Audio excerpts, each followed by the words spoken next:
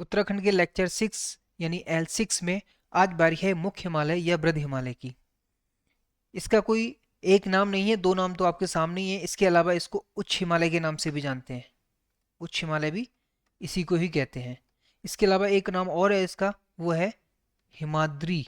ये प्राचीन ग्रंथों में इसको हिमाद्री के नाम से जाना जाता है। और मुख्य के साथ साथ महा हिमालय भी इसी को ही कहते हैं। ठीक, तो इसके चार नाम हो गए, बृहद, महा और उच्च। साथ में एक प्राचीन नाम हो गया हिमाद्री।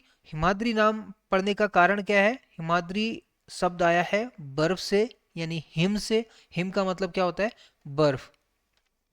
ठीक, अब क्योंकि बृहद हिमालय के अधिकांश भाग वर्ष भर पूरे साल बर्फ से ढके रहते हैं, इसी वजह से इसको हिमाद्री नाम दिया गया है। और इस पोर्शन से यानी बृहद या मुख्य हिमालय से प्रश्न या क्वेश्चन पूछे जाने की जो पॉसिबिलिटी है वो दो जगह से है। पहला तो हो गया ग्लेशियर, क्योंकि बर्फ के कारण यहाँ पे बड़े बड़े और प्रमुख ग्लेशियर पाए जाते हैं, जैसे मिलम हो गया, गंगोत्री हो गया, यमुनोत्री हो गया। ठीक है। दूसरा चोटियों से। चोटियां मतलब पीक्स। उत्तराखंड की जितनी भी सर्वोच्च ऊंचाई वाली चोटियां हैं वो सारी की सारी इसी रीजन में यानी कि बृहद हिमालय में स्थित है। ठीक है। तो अधिकांशता जो संभावना रहती है बृहद या मुख्य हिमालय से क्वेश्चन पूछने की, वो रहती है या तो ग्लेशियर से पूछा जाता है, या चोटियों से पूछा जाता है, या तीसरा जो है वो पूछा जाता है नदियों से। ठीक है। तो इस पोर्शन में आपका जो फोकस रहेगा वो ग्लेशियर, चोटियां और नदियां रहेंगी। तो पहले हम कुछ पीक्स यानी कि चोटियों की बात कर लेते हैं। तो इसमें ये सैटेलाइट पीक है। तो इसमें आपको कुछ चोटियां तो दिख रही होंगी, जैसे कामित दूसरी सबसे ऊंची चोटी है उत्तराखंड की। इसकी ऊंचाई है 7,500, सॉरी 500 नहीं है, 756 है, 7,756 मीटर। और पहली सबसे ऊंची जो चोटी है वो है नंदा देवी। नंदा देवी की है 7,817 मीटर। ठीक है। तो ये पहली सबसे ऊंची चोटी होगी, फर्स्ट। ये होगी दूसरी सबसे ऊंची चोटी। इसी तरह से नंदा देवी एक पूर्वी है, ये नंदा देवी पश्चिमी है, ये ध्यान रखना है। अभी हम आगे बढ़ेंगे, देखेंगे एक मैप और भी है। ठीक है। तो नंदा देवी जो पश्चिमी है वो सबसे ऊंची चोटी है, ना कि पूर्वी। इसको यहाँ से एक क्लियर ही कर लेते हैं अभी। जैसे जो नीचे एक डायग्राम है आपको, इसमें देखो ध्यान से। इसमें जो चोटियां दिखाई गई हैं ना, यहाँ पे देखो, नंदा देवी दिख रही है कि यहाँ पे एक कामित हो गई, दूसरी सबसे ऊंची चोटी। ठीक है। 7,756 जिसकी मीटर ऊंचाई है। इसके नीचे है नंदा देवी पश्चिमी। ठीक है। तो इसकी है 7,817 मीटर। और कामित की कितनी थी वहां हमने बता रखी है, बार बार रिपीटेशन की जरूरत नहीं है। इसी तरह से एक नंदा देवी पूर्वी भी है। ठीक है। तो ध्यान रखना है कि नंदा देवी पश्चिमी सबसे ऊंची चोटी है उत्तराखंड की, और जो कहाँ स्थित है? चमोली में स्थित है। और एक चीज ध्यान रखना कि जो अधिकांश चोटियां हैं ये मोस्टली चमोली रीजन में ही प्रेजेंट हैं। अब जैसे इस मैप को साथ वाली पिक से थोड़ा कंपेयर करोगे ना तो आपको क्लियर हो जाएगा। मैं दो चार चोटियों या पीक्स की बात करूंगा, बाकी आपको ये जो लिस्ट मैंने यहाँ पे पेस्ट कर रखी है इसमें सारी चोटियां मिल जाएंगी। दिख रखा है ना, नंदा देवी पश्चिमी सबसे ऊंची चोटी 7,817 मीटर चमोली राज्य में। ठीक है, सर्वोच्च शिखर है। दूसरा कामेट हो गया 7,756। तीसरी नंदा देवी पूर्वी होगी 7,434 मीटर। ठीक इसी तरह से आगे बढ़ते जाना है। हमें जो ध्यान रखना है इनको पढ़ते समय वो ये ध्यान रखना है इनकी लोकेशन और डिस्ट्रिक्ट। तो यहाँ पे ये वाला मैप फिर से ध्यान में रखो, ये स्टार्टिंग से चला आ रहा है साथ में। महान हिमालय यानी कि मुख्य हिमालय या बृहद हिमालय जिसकी हम बात कर रहे हैं, ये सामान्यतः किन क्षेत्रों में या कह सकते हो किन जिलों में फैला है? उत्तरकाशी और रुद्रप्रयाग का उत्तरी हिस्सा, फिर ये चमोली का अधिकांश भाग और वो भी उत्तरी भाग, फिर पिथौरागढ़ का उत्तरी भाग। ठीक है। और साथ में टिहरी गढ़वाल का भी उत्तरी भाग कुछ आ जाता है। तो कुल मिला के 5 या 6 ऐसे डिस्ट्रिक्ट है जहाँ पे महान हिमालय फैला हुआ है। तो डिस्ट्रिक्ट का नाम भी आपको याद रखना है कि 5 से 6 डिस्ट्रिक्ट है जिनके उत्तरी हिस्से में महान हिमालय फैला हुआ है। इसके बाद आपको चोटियां याद रखनी है। सबसे ज़्यादा चोटियां कहाँ पाई जाती हैं? सबसे ज़्यादा चोटियां अगर पाई जाती हैं तो वो पाई जाती हैं चमोली रीजन में। ठीक है, ये दिख रहा होगा पूरा एक बंच है, ये इसका अधिकांश भाग चमोली डिस्ट्रिक्ट में पड़ता है। इसके बाद कौन सी नदियां इसके आसपास है ये भी आपको ध्यान रखना है। जैसे बंदरपूंछ और यमुनोत्री की बात करें तो ये भागीरथी के किसमें, पश्चिम साइड में है। तो मान लो भागीरथी नदी यहाँ से निकली है, ये भागीरथी नदी हो गई। इसको कलर अलग कर देते हैं। भागीरथी नदी, इसके पश्चिम में बंदरपूंछ यमुनोत्री हो गया, ठीक है। फिर अलकनंदा, अलकनंदा लगभग कुछ इस तरह से निकली है, ठीक है। फिर गोरी और काली नदियां हैं पूरब साइड में। तो जो पंचाचूली नदी है, सॉरी चोटी है, ये दो नदियों के बीच में होती है। एक तरफ होगी इसकी काली नदी जो इसके पूर्वी साइड में है, और पश्चिमी साइड में आती है यहाँ से गोरी नदी, जो कि दोनों आपस में जाके यहाँ मिलती हैं, जिसको कहते हैं जौल जीबी। पिथौरागढ़ में एक जगह है जौल जीबी, यहाँ पे मिलती हैं गोरी और काली नदियाँ। तो इन दोनों के बीच में पड़ती है पंचाचूली, ठीक है। तो जब इसको हम याद रखेंगे तो वहाँ पे ये ध्यान रखना है कि कौन सी चोटी, लगभग एक लमसम आइडिया रखना है ताकि ऑप्शंस में कंफ्यूजन ना हो, ठीक। और यही रीज़न है कि भागीरथी, अलकनंदा और ये आपकी धौली गंगा और जो मेन मेन नदियाँ, राम गंगा तो खैर नीचे हो गई, इसकी तो बात नहीं करते, ठीक है। फिर इधर काली हो गई और गोरी नदी हो गई। तो ये जो नदियां हैं, काली नदी और गोरी नदी, इन नदियों ने इस बृहद हिमालय के रीजन को कई भागों में काट रखा है, खंडित कर रखा है। इसीलिए जो बृहद हिमालय की श्रृंखला है, हिमालय का हिस्सा जो बनाती है, ये कई खंडों में बटी होती है और इस तरह से अलग अलग इसकी श्रेणियां बन जाती हैं। जैसे बंदरपूंछ यमुनोत्री हो गया इसका पश्चिम साइड वाला, ठीक है। इसी तरह से आ जाता है आपका गंगोत्री केदारनाथ वाला जो है, ये श्रृंखला हो गई, गंगोत्री केदार एक श्रृंखला ये हो गई। इसके अलावा आ जाता है गौरी कामित वाली श्रृंखला आ जाती है, ये कामित हो गया, तो ये एक श्रृंखला ये हो जाएगी। इस तरह से क्या होता है, अलग अलग टुकड़ों में बट जाता है। एक पंचाचूली की श्रृंखला अलग हो गई, और बटने का कारण क्या है, नदियां जो इसको कई भागों में काटती हैं, ठीक है। तो हम फिर से अपने पॉइंट पे आते हैं। हमने क्या कहा था कि इस रीजन में यानी बृहद हिमालय में मुख्यतः जो सवाल पूछे जाते हैं वो चोटियों से या फिर ग्लेशियर से पूछे जाते हैं। तो पहले चोटियों की बात करें तो चोटियों के लिए एक दो पिक्स और डाली हुई हैं आपकी लोकेशन याद रखने के लिए। तो यहाँ पे ध्यान से देखो, इसमें अलग अलग चोटियाँ, ये कामित हो गया, ठीक है। कामित के आसपास क्या है वो देख लेना, एक नज़र डाल लेना यहाँ पे। शिवलिंग हो गया, केदारनाथ, सतोपत, ठीक है, चौखम्बा, ये सारी की सारी पिक्स हैं, ये आपको मिल जाएंगी। इसके अलावा और भी आपको यहाँ पे मिलेंगी जो पिथौरागढ़ यानी पूर्वी साइड में आपको दिखेंगे यहाँ पे ये, ठीक है। आदि कैलाश पर्वत क्या है, इसके आसपास का कौन सा पर्वत है, ब्रह्म पर्वत, आदि कैलाश साथ साथ में है, ठीक है। फिर ये राजरंबा, पंचाचूली आसपास में है। फिर नंदकोट, नंदकोट के ऊपर है नंदा देवी फॉरेस्ट, फिर नंदा देवी पीक आ गई, समझ में आ रहा है ना। त्रिशूल पीक, नंदा देवी त्रिशूल आसपास में है, ठीक। फिर पिथौरागढ़ में कौन सी पड़ती है ये भी आपको पता होना चाहिए। पंचाचूली हमने कहा था पिथौरागढ़ में है, तो जाहिर सी बात है आदि कैलाश भी पिथौरागढ़ में है, ब्रह्म पर्वत भी पिथौरागढ़ में है, ठीक है। तो इससे क्या होता है, हमें लोकेशन आइडिया लग जाता है और वहाँ पे दिमाग में मेमोरी रिटेन हो जाती है आसानी से, ठीक है। फिर इधर ये नंदा देवी, अब देखो यहाँ पे क्लियर हो जाएगा आपको। एक नंदा देवी ये है, एक नंदा देवी ये है, तो ये हो गई पश्चिमी और ये हो गई नंदा देवी पूर्वी, ठीक। तो नंदा देवी पश्चिमी और त्रिशूल ये दोनों चोटियां आसपास में हैं। तो इस तरह से आपको ये पीक्स याद रखनी है एक के मैप में लोकेटेड करके, ठीक है। अब आगे बढ़ते हैं। ये रीजन हमने समझ लिया था कि महान हिमालय कितने डिस्ट्रिक्ट में फैला हुआ है, लगभग 6 डिस्ट्रिक्ट में फैला हुआ है।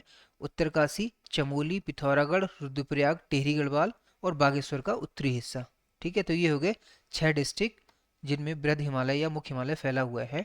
और अगर इसके फिजिकल मैप में देखो तो ये आपको दिख जाएगा ट्रांस हिमालय और लघु हिमालय के बीच में स्थित है। ये भी पूछा जाता है कि महा हिमालय किन दो श्रृंखलाओं के बीच में है, तो ये उत्तर में है ट्रांस हिमालय और दक्षिण में है लघु हिमालय, जिसको हमने मध्य हिमालय कहा था, जो हमने लास्ट टाइम लेक्चर स्टडी किया था, ठीक। इसके बाद अगर हम इसकी ऊंचाई की बात करें, किसकी, इस रीजन की ऊंचाई की बात करें, तो मध्य हिमालय या मुख्य हिमालय की जो ऊंचाई है, ऊंचाई जहां मध्य हिमालय मुख्य, जहां मध्य हिमालय यानी लघु हिमालय जहां खत्म होता है, यानी 4,500 मीटर, वहां से इसकी शुरुआत होती है। लमसम अप्रोक्सीमेट 3,000 का रीजन भी पाया जाता है इसमें। तो 4500 से लेके इसका 7,817 जो नंदा देवी पश्चिमी की ऊंचाई है, ये इसकी ऊंचाई हो गई, ठीक। इसके अलावा इसकी अगर चौड़ाई की बात करें, चौड़ाई मतलब उत्तर से दक्षिण में कितना फैला हुआ है, तो चौड़ाई इसकी जो हो जाएगी लगभग ये वाला एरिया, ये हो जाता है इसका 15 से 30 किलोमीटर। चौड़ाई क्या हो जाएगी, 15 से 30 किलोमीटर, ठीक है।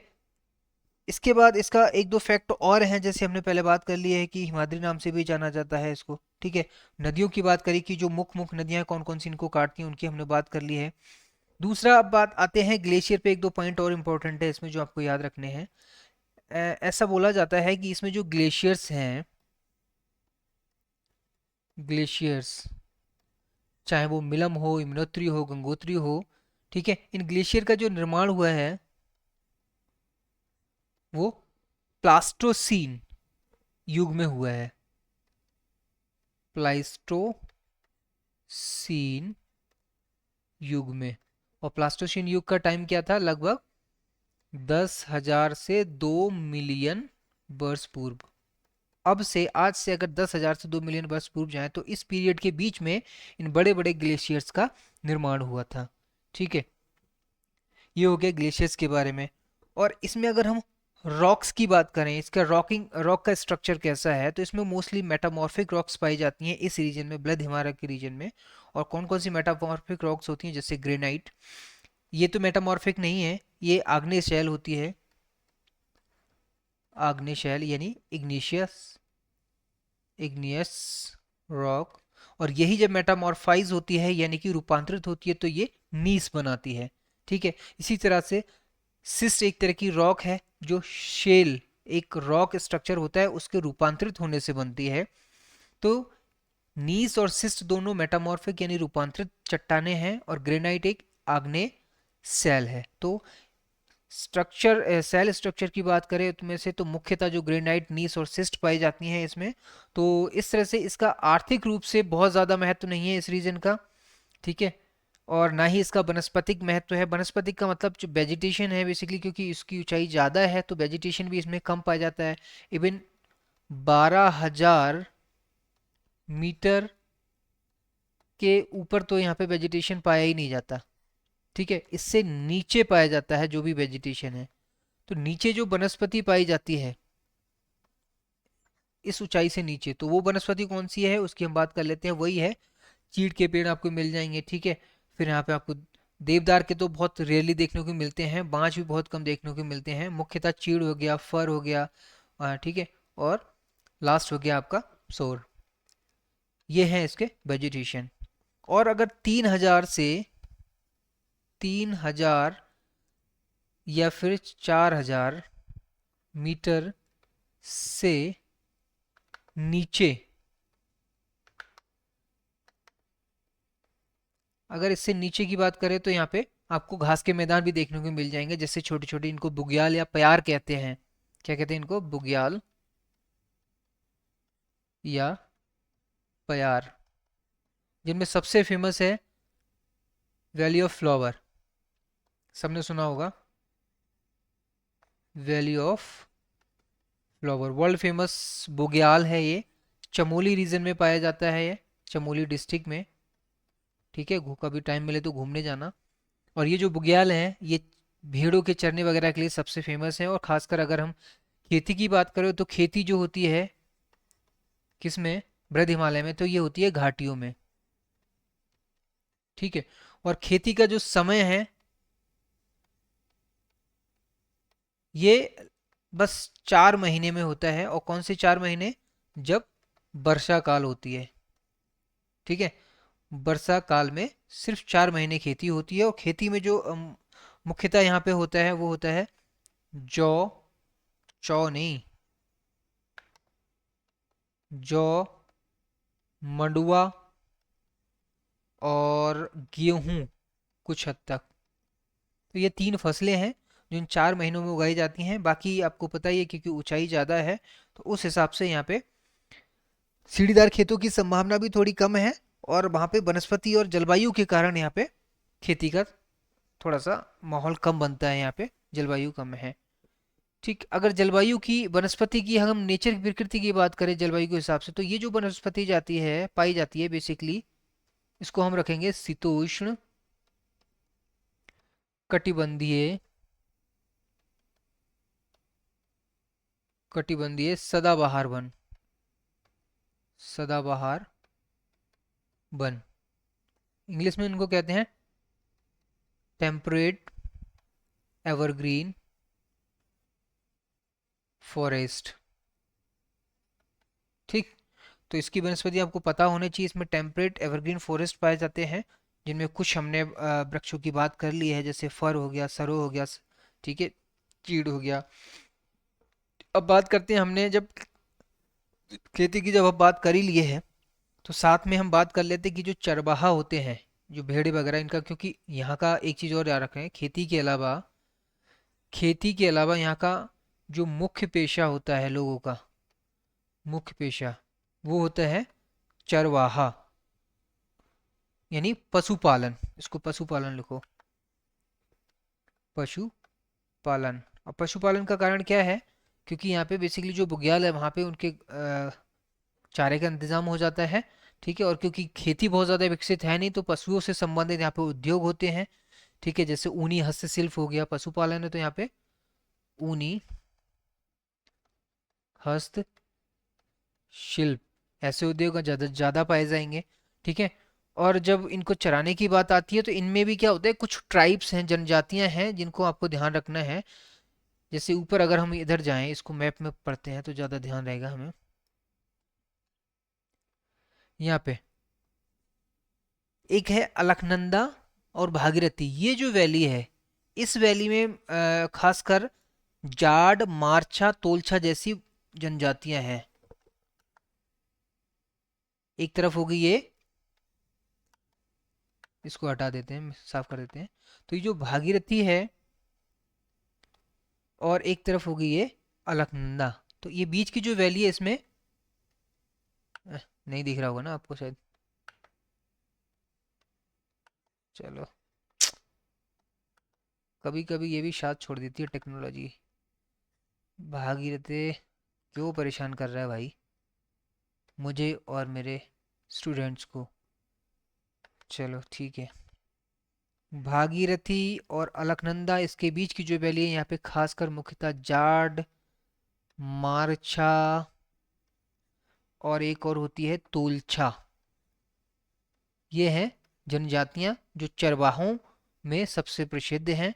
फिर इधर गोरी और काली के बीच की जो घाटी है, यहाँ पे जो जनजातियां पाई जाती हैं वो हैं शौका, जोहार और भोटिया।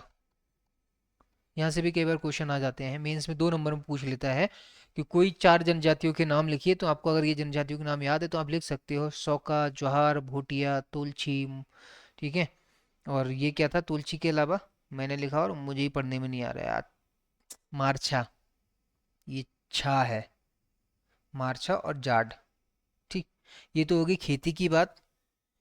हमने बुग्याल्स की बात कर ही ली है, ठीक है। और अगर इसमें, क्योंकि ये 7,000 तक जाती है, और अगर ऊपर जाएं हाई पीक पे, जैसे 7,000 से भी ऊपर अगर 12,000, कुछ जगह ऐसी हैं जहाँ पे 12,000 से 13,000 फीट तक भी ऊंचाई है, तो यहाँ पे तो वनस्पति पाई नहीं जाती, नितांत इनका बहुत ज़्यादा वनस्पति का अभाव होता है। और यहाँ पे एक तरह के अल्पाइन जलवायु पाई जाती है, अल्पाइन क्लाइमेट, ठीक।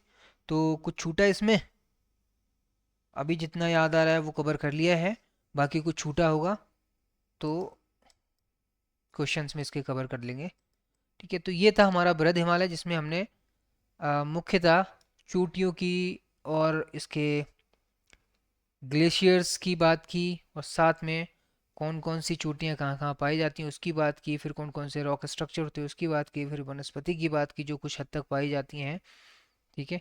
फिर बुग्याल्स और खेती की बात की, कौन सी घाटी में कौन सी जनजातियाँ पाई जाती हैं उसकी बात की, सबसे फेमस वैली ऑफ फ्लावर की बात की। तो ये था ऑल अबाउट द बृहद हिमालय। तो अब मिलते हैं अगले नेक्स्ट लेक्चर में, जिसमें हम स्टडी करेंगे या डिस्कस करेंगे उन क्वेश्चंस को जो अब तक इस पोर्शन से, इस रीजन से पूछे जा चुके हैं।